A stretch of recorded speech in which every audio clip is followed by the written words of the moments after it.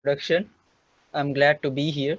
So, as everyone can see in the slide, our topic is what is it like to be a gamer or pursue game studies in India?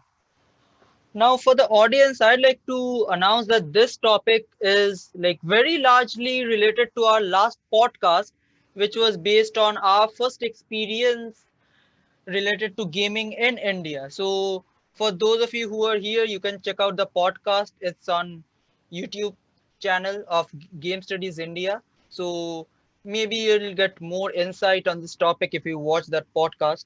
Now over to the current topic. Like this topic is about like what is it like for us to be a gamer in India? Like for example, being a gamer in a first world country and being a gamer in third world countries, especially South Asian countries like India, Pakistan, Bangladesh, Sri Lanka, it's largely different. Like there are certain experiences, both good and bad, which are quite unique to these geographical regions. So this slide is mostly about the challenges that we face. So let's go to the next slide. So basically, right now we'll talk about some of the challenges faced by the gamers in India. Like, what is it like for us? What are the challenges that we faced while gaming or even talking about video gaming? Now, just so it's out there, this picture that you all are watching is just used as a filler picture.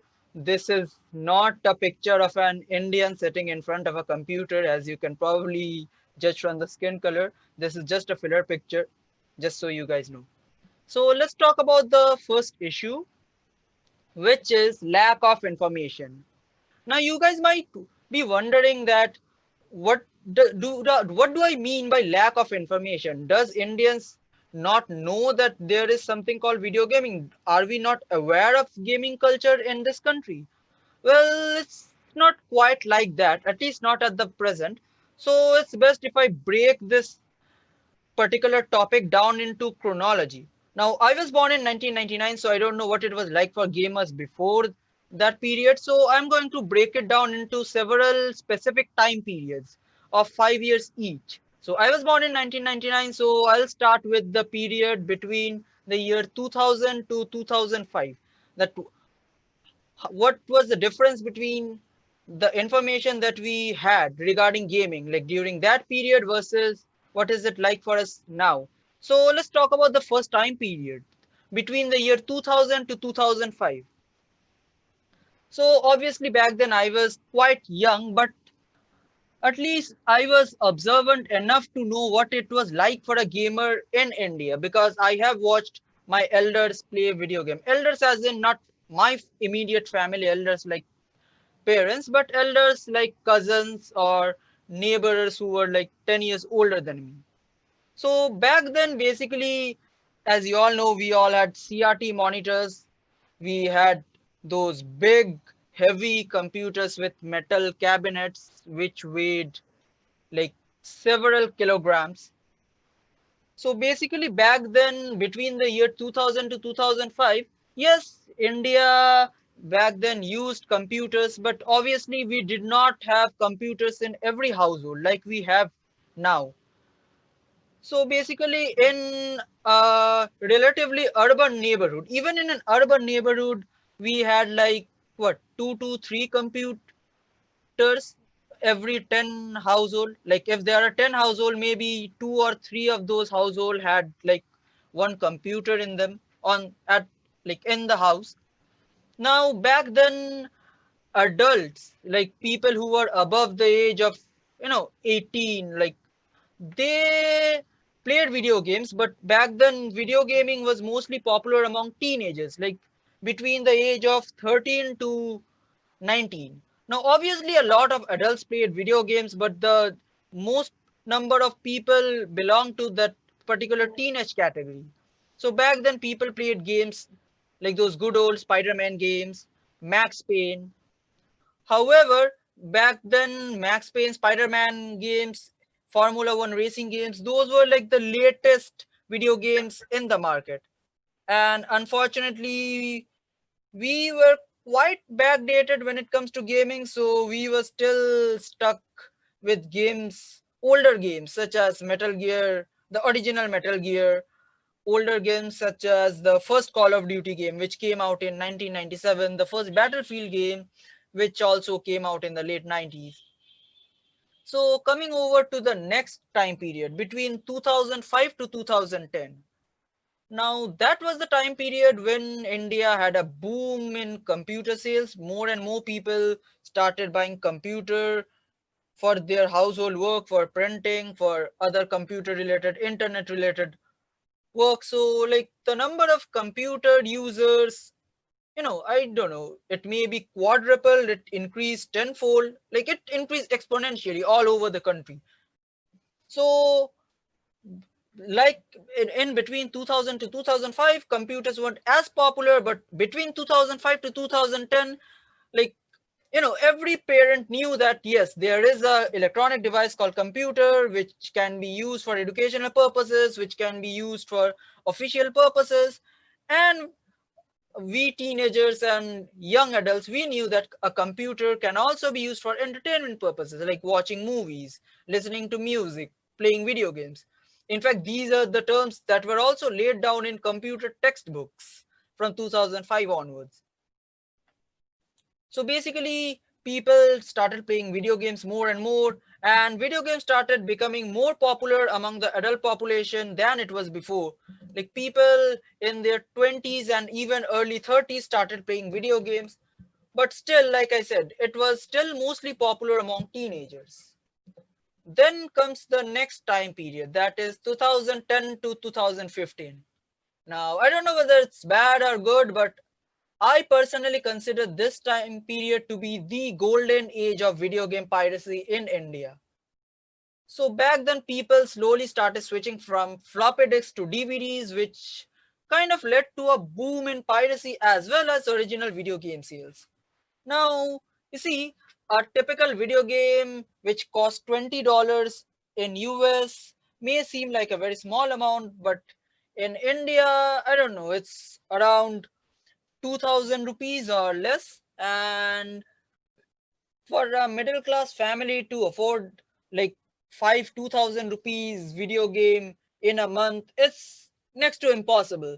So people resorted to piracy. And what's even funny is they actually paid money for pirated games. Obviously, it wasn't even nearly as equal to the original games. Like it was kind of 1/10 or 1/20th of the original price. But yes, the piracy trade in India related to video gaming as well as software was kind of booming. But there was this one upside of piracy. It actually made people aware of video gaming. People slowly started knowing what is video gaming. Like it is one major form of entertainment, that there are several video games belonging to different genres such as action, hack and slash, racing, RTS. Like people slowly started becoming, so people started to become aware of such video games, people started playing video games, people started exchanging video games. And this specific time period between 2010 to 2015, like it didn't just see a boom in PC gaming, it also saw a major boom in console gaming. People slowly started to buy consoles like the PS3, and later when the PS4 came out, people started buying PS4. The console gaming boomed, PC gaming boomed, and mobile gaming, well, people in India slowly started to buy smartphones, so mobile gaming was slowly growing. Although mobile gaming wasn't as popular back then as it is now, but it was basically in its infancy stage. But as for PC and console gaming, it grew massively. Now, the time period that we are currently living in, 2015 to 2020. Now, this time period has been phenomenal, especially for mobile gaming. Like, people, India kind of in the world, India has one of the highest smartphone gamers population in the whole world, and that is a fact. Like, since 2017 onwards, people slowly started to get into battle royale video games, RTS video games on mobile.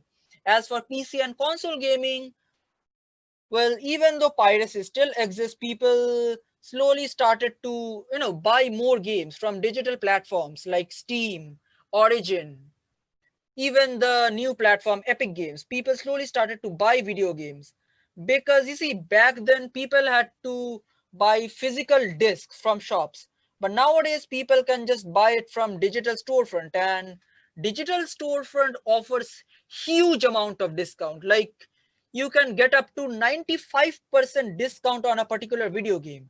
Like a video game whose disc version in 2013 costed around rupees 2000 can be bought in Steam for as low as rupees 100. And I'm not even joking. Like the game Left 4 Dead 2, I personally bought that game for rupees 44 only during Steam sale.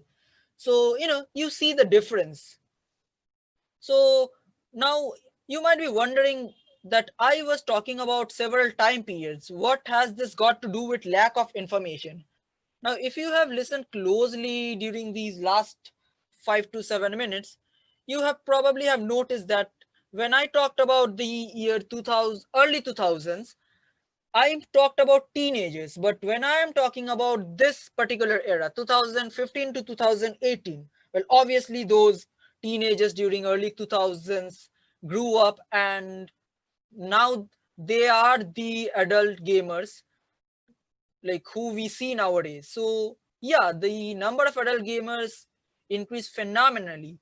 So lack of information, it was more back then, but nowadays people are aware of gaming. Like even ministers in India are now slowly becoming aware of video gaming. They are passing laws. The mainstream media is slowly becoming aware of video gaming. So the lack of information constraint, well, people are getting more informed, but still we Indians, we have like a huge population, and a lot of people still don't know what is video gaming, especially those from rural background. But still, with more, more literacy, more technology knowledge, people probably in the next 10 years, even those from rural areas will slowly become aware of video gaming, because almost everyone in urban area now knows what is a video game, where and in which platform a video game is played. So in the next 10 to 15 years, people from rural areas will know it too, for sure. So coming over to the next challenge that we face, financial constraints. Now, this particular thing has not changed much since the early 2000s, but it has changed. You see, when as of right now, a typical gaming PC costs at least rupees 60,000. Now, rupees 60,000 when converted to dollar may seem like a small amount, but for us Indians, rupees 60,000 is a lot. Like for many lower middle class family, rupees 60,000 is like more than 2 months salary. Like if for some people it's even more than 3 months salary, and for people belonging to more poorer background, rupees 60,000 is like a dream. So it is impossible for them to afford a PC worth rupees 60,000 just so that they can play video games. And even those people who can, somehow manage to save up enough money to buy a particular PC, after buying that PC, basically they are totally broke and they don't have enough money to buy video games every month. So even though they buy expensive hardware, they cannot afford video games, which is why they either don't play video games or they resort to piracy. As for gaming consoles, you see, even though some people might agree to buy a gaming PC, most people, especially those above the age of 35, are hesitant to buy a console for their children because, according to them, why would I spend 40 to 45,000 rupees for a device which is just meant for playing video games and nothing else? So we but kind of have that mindset, but like even though it's related to our mindset, financial constraint proves to be one huge challenge for us Indians, because most of us cannot afford to buy a expensive gaming PC or console. Now coming over to the next challenge, That is lack of support from elders, including parents and teachers. Now, this applies mostly to underage gamers, that is, people who are below the age of 18 or even people who are below the age of 22. People who are, going to schools and colleges, people who do not have a particular source of income, people who rely on their parents' money to, play video games or buy gaming PCs. So for them, this proves to be one huge challenge because they don't have the freedom to, just go to a shop and buy video games because they don't have money to either buy hardware or software. They have to solely rely on their parents' money. Now, we in India have, well, strict parents for the lack of better words. Now, these parents, they, like I said in the previous point, they have this mindset that video gaming is harmful, that video gaming is pointless and useless, that it's unproductive. So they don't generally buy consoles or PCs for their children for gaming. Now, nowadays, everyone has a computer at home, but these computers cannot run latest video games. And since parents won't buy video games or video gaming hardware for their children, well, children are generally devoid of video gaming. Although this kind of has changed nowadays because nowadays even teenagers have access to a smartphone, if not a gaming PC. So even though these teenagers cannot play video games like Assassin's Creed Valhalla or Red Dead Redemption 2 on a PC or a PS4, they can still play, some mobile games like, I guess, PUBG, which is like the trending mobile game nowadays, which by the way has been banned in India, but still, at least people can play video games on one device, that is smartphone. As for PC and console, well, we still gotta wait for at least another 2 decades for parents to slowly be aware of the fact that even though their children are playing video games on PCs, it is actually something productive. As for teachers, well, even though nowadays teachers are also slowly becoming aware of video gaming and its advantages, a lot of teachers, especially school teachers, kind of think that video gaming is harmful for their children and they explicitly tell the parents not to buy gaming PCs and consoles for their children. They tell parents not to allow their children to play video games. Now, this kind of proves to be one big hurdle for teenagers because they already have a hard time in convincing their parents to allow them to, play video games. But on top of that, parents basically now have the excuse that, okay, teachers are also telling us that we should not allow our children to play video games. So, it's an additional hurdle for teenagers. Well, these three challenges aren't the only challenges that we gamers in India face. So, over to this slide, let's talk about three more problems. General shunning of gamers. Now, I can go on for hours about how we gamers are kind of shunned by the society, but I'll keep it rather short. Here are some of the terms that are used to refer to gamers. Insane. This is one of the terms that gamers are referred to. Most people think that we gamers are sociopaths, that we do not like to engage with anyone, that we are generally introverts or ambiverts, that we like to stay in our home, in our man cave, which people call, that we like to play video games and we do not like to engage with society. This is what the general Indian population thinks of gamers. This is what our parents think. This is what our teachers think. That we use video game as a means for escaping reality. But actually, we play a video game just like how other people in the society watch movies. Now, it's kind of ironical that we Indians, we rely heavily on soap operas for our entertainment. But when we see someone find entertainment in other forms, such as video gaming or other forms of digital art, Indians mostly shun them. They regard them as, outliers. Now, for a country that loves to watch movies, it's kind of ironical how they shun video gamers, but that's how it is. Next, false media propaganda slash incorrect information by the media.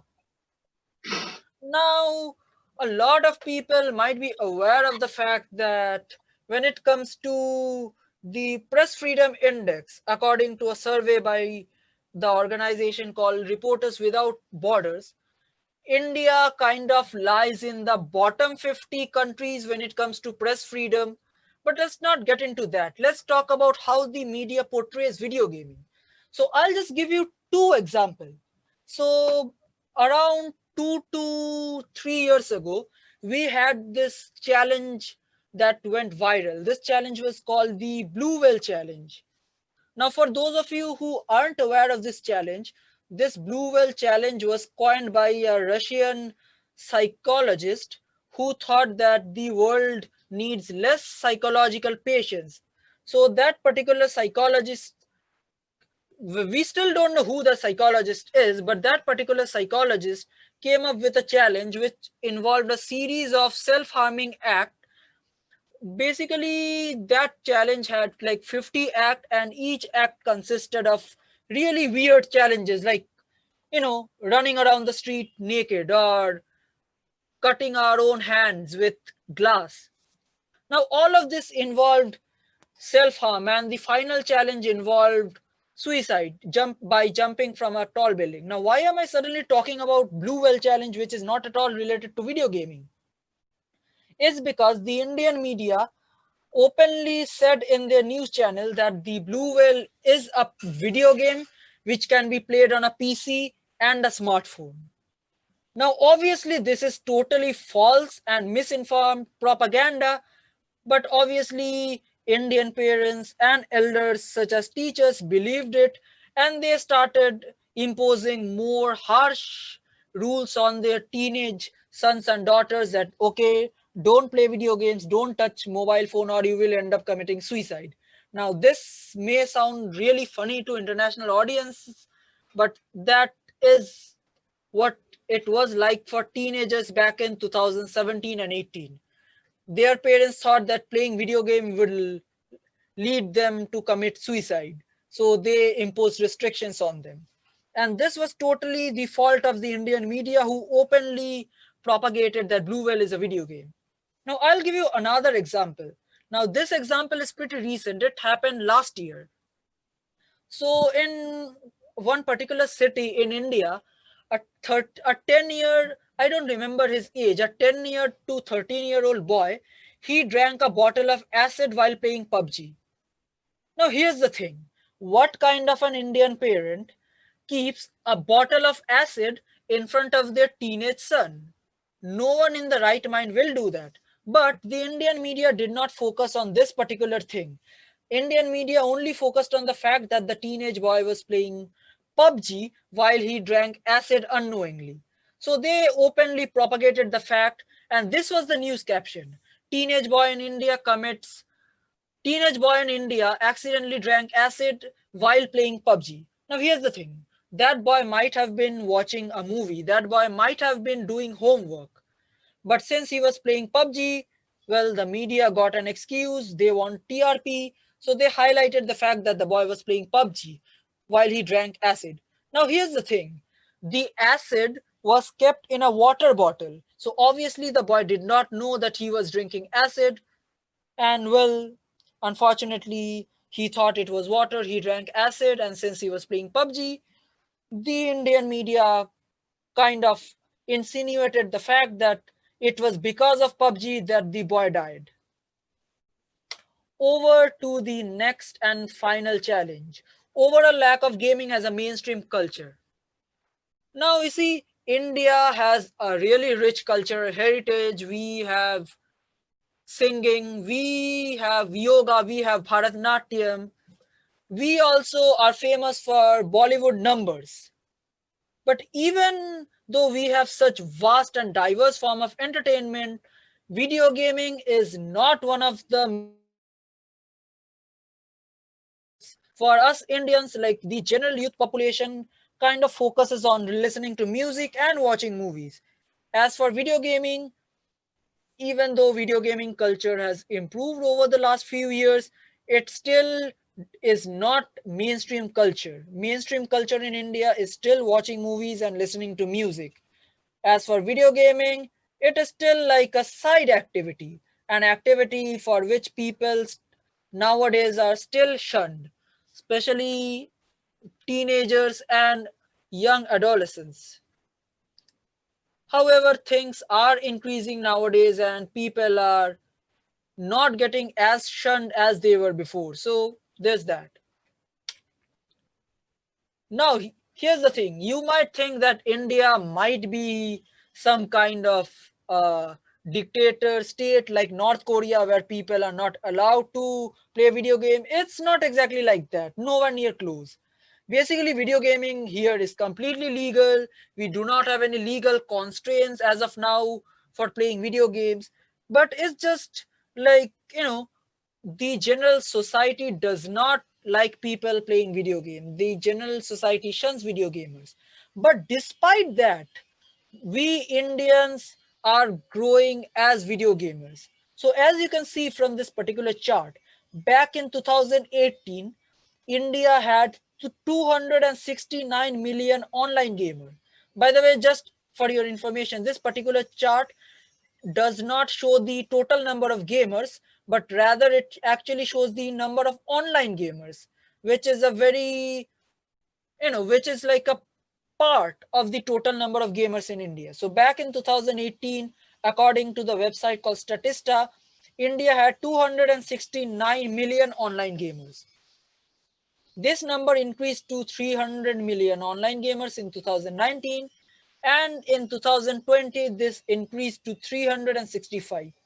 Now, according to future predictions by Statista, in 2021, the number of online gamers in India should be 436 million, and in 2022, it will be 510.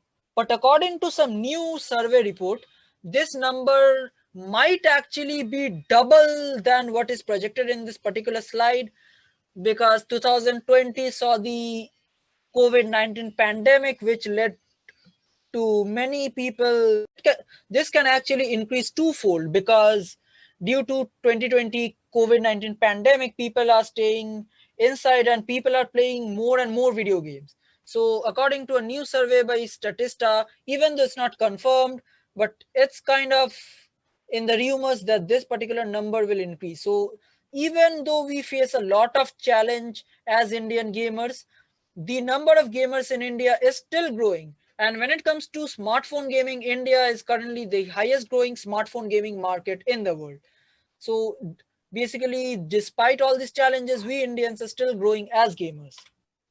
Now, we have talked enough from a gamer perspective. Now let's talk about what is it like for us to pursue game studies in India. What's stopping us from pursuing game studies in India? Like I said, we are the fastest growing smartphone gaming market in the world. We have millions, hundreds of millions of gamers. So why can't we pursue game studies in India? Number one, lack of educational institutes offering full-time courses on game studies. Now, even though India physically is like the eighth largest country in the world, population-wise, it is the second most populated country in the world. It's ironical that for the fastest growing smartphone market in the world and the fastest growing smartphone gaming market in the world, we actually do not have educational institutes offering full-time courses related to gaming. Now, I'm not saying that we don't have like any gaming colleges. We do have gaming colleges in certain parts of India, especially during in the southern parts of India, but I can still count the number of gaming institute in one hand, because that's how it is. We do not have much colleges in India which actually offers full-time courses on game studies. We do have certain educational institutes which offers crash courses on gaming, such as game art, game designing, game development, such as Unity programming, Unreal programming, but we still do not have we don't have colleges everywhere which offers full-time courses on gaming. Lack of general information regarding game studies. Now you see, most of us, even including me, we still don't know what courses India actually offers related to gaming. Now, like I said, we still have certain colleges which actually offers courses on game studies. We can count them in one hand, but we still have colleges. But we don't know where those colleges are. We don't know the name of such colleges. We don't know what courses those colleges are offering. Whether they are offering bachelor's degree in gaming, whether they are offering masters in gaming or PhD, or other postgraduate diploma courses on gaming. We don't know that we have such colleges. And this does not just go for the people who are enthusiastic about gaming. Now imagine if me, as an avid video gamer, who does not know that there are master's degree or PhD degrees in gaming in India. Imagine what's it like for the general population, for the general non-gaming population. They don't even know that there are courses related to gaming. That's ironical, but it is true. They still don't know that there are courses related to gaming. Number three, rigid education system or limited options while choosing streams. Now, India is quite infamous for having a really rigid education system. We do not actually have the open choice to choose our own subject. Like, if I am studying subjects related to science, I have to pursue a science degree, like a Bachelor of Science or a Bachelor of Technology, Bachelor in Engineering. If I'm pursuing art, I have to study bachelor's in arts. If I am pursuing a commerce degree, I have to pursue a bachelor in commerce degree. I do not have the choice to choose one subject from literature, one subject from computer science, one subject from maybe mathematics. I do not have that open choice. I have to lean towards one particular bachelor's degree related to one particular stream.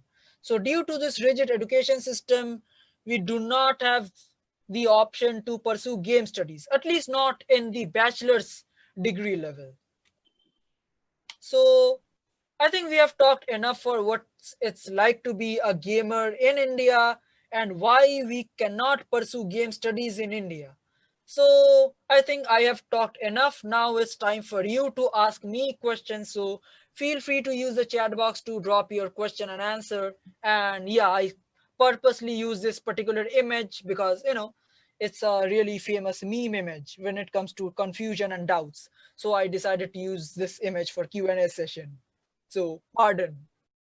So okay, this is the Q&A session, and feel free to ask your question in the chat box. So, Riko, there are already 3 questions for you. Well, 2 questions and a comment. So the first question is by Ishan Purkait, and he asks, dear speaker, could the founding of Reliance Jio and the subsequent lowering of data prices in India have had a significant impact on India becoming a hub of mobile gamers? Yes, thank you, Ishan Purkait, for such a wonderful question. And actually, this is a really common question that has the, has the arrival of Geo network increased gaming in India? Yes, certainly.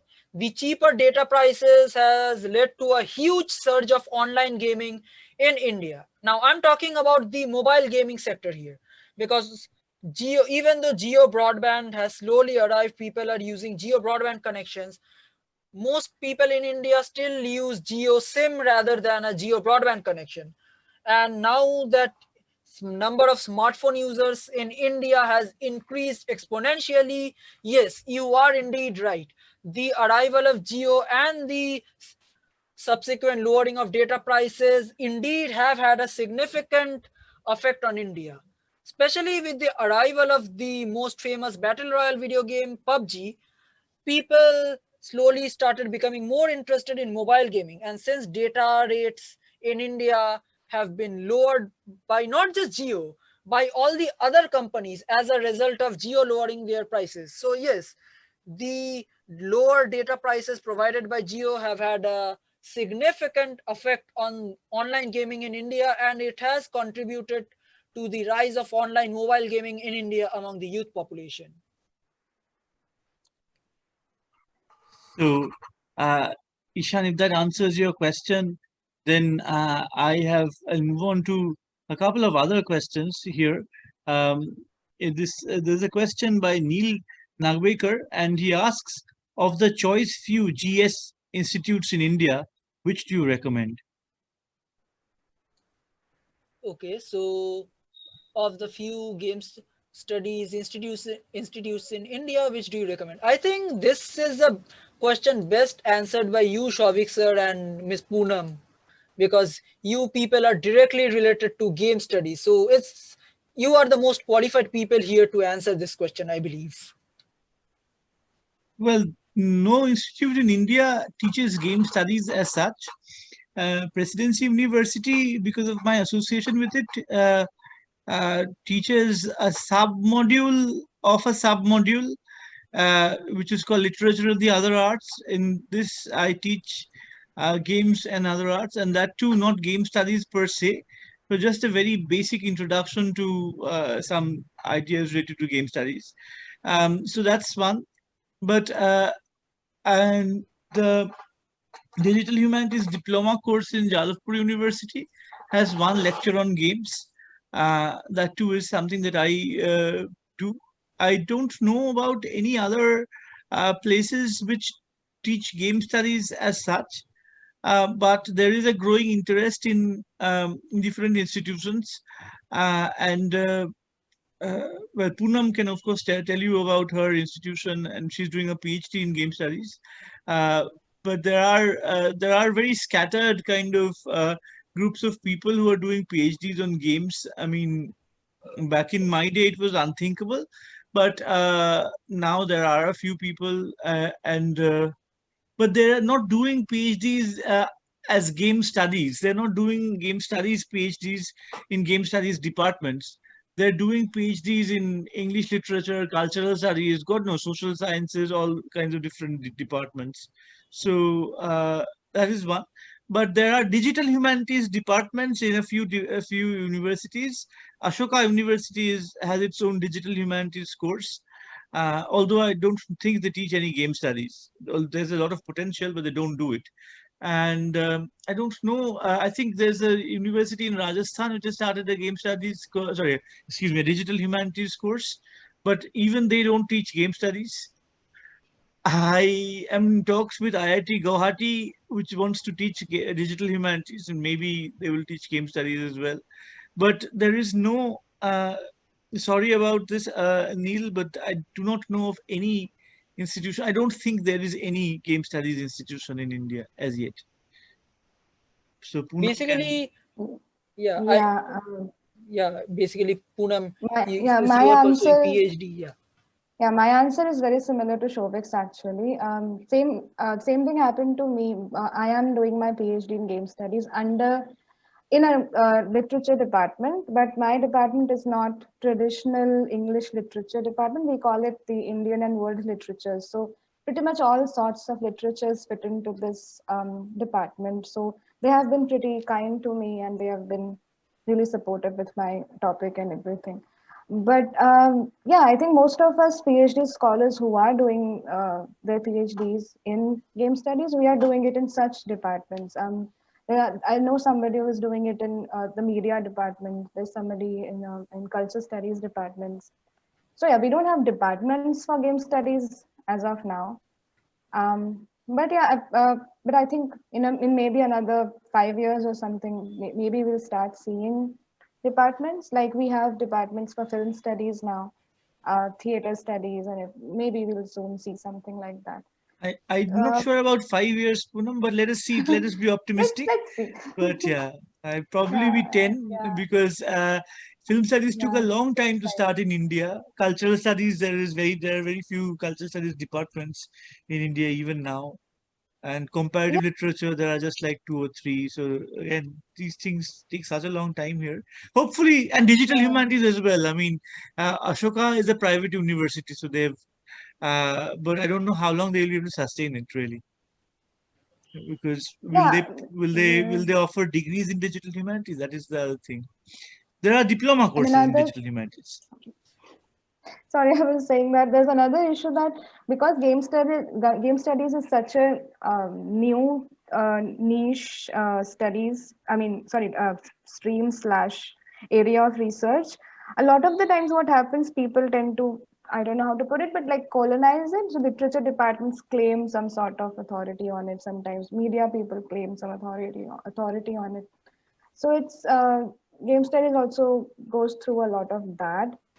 But again, I hope in another 10 years or something we'll see more like proper game studies research happening. That's just, let's see. Let's keep our fingers crossed.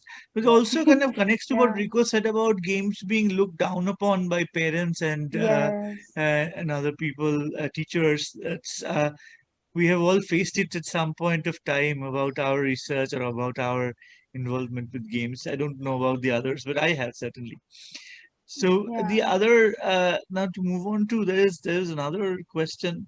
This is by Anup Saxena, and he asks, this is to Rico, obviously. What is your view on the future of applied games in India, or the Yeah. future of So applied games? yeah, so before I answer this question, I'd like to answer another question. For some reason, Zoom says that I asked this question in the chat, but I definitely did not. So I don't know who asked this question, but the question is, India is, however, one of the very few countries to ban a video game and also to arrest people for playing video games. Could you comment? Oh, that Now, was me. I asked the question. Sorry. oh, okay.